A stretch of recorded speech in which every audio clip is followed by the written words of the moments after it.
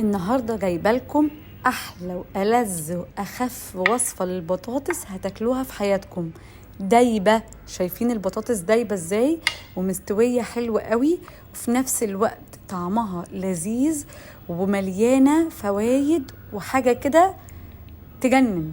يعني عارفين خطيرة، من كتر ما هتعجبكم طعمها هتدمنوها، مش هتعملوا غيرها أصلا، وما فيهاش تسبيك ولا طماطم، حاجة كده خفيفة في 10 دقايق تحضريها لولادك هيجننوا بيها.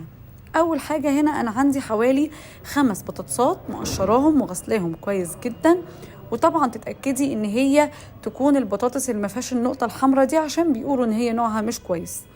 البطاطس بتاعتنا هنقطعها شرايح كلها نفس السمك، انا بحب السمك ده اللي هو حوالي سنتي او سنتي ونص. هنغسلها كويس جدا وننقعها في الخل عشان تنزل كل النشا بتاعها.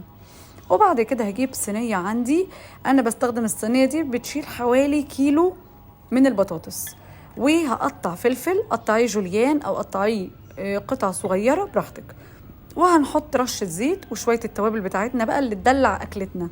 عندي فلفل أسود، ملح، كمون، كاري، توم باودر، و7 بهارات، وبابريكا، ورشة جنزبيل صغننة.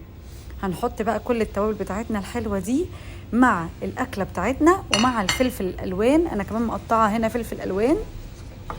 ومادام وصلتي بقى لكل الألوان الحلوة دي في أكلتك، اعرفي ان انتي رحتي بالأكلة في حتة تانية. ويلا بقى تبلنا أكلتنا تتبيلة صح محترمة، هندخل بيها بقى على البوتاجاز بتاعنا ونحط 2 مية أو حسب ما الصينية بتاعتك تاخد. أنا بحب أغرق البطاطس مية عشان تبقى دايبة في السوا وجميلة كده، تحسيها زبدة مش بطاطس. عايزة أقول لكم بتتوهمي من طعمها. بصوا بقى اللون، بص الجمال، الشكل بيقولك الأكلة دي هتطلع ازاي. بصي ريحتها أصلا كانت قلبة الدنيا عندي، كنا هنتجنن وناكلها أصلا. كده البطاطس حوالي 10 دقايق أو ربع ساعة كانت بالشكل ده، كنت حطها على البوتاجاز الشعلة الأصغر شعلة عندي ومعلية على الآخر.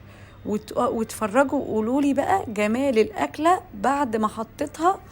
حاجة كده وهم، ريحتها، طعمها، قيمتها الغذائية ما بتاخدش وقت تماما، أقل من نص ساعة هتكوني مجهزة أحلى صينية بطاطس عندك، هتاكليها انتي وولادك وهتستمتعوا بيها جدا.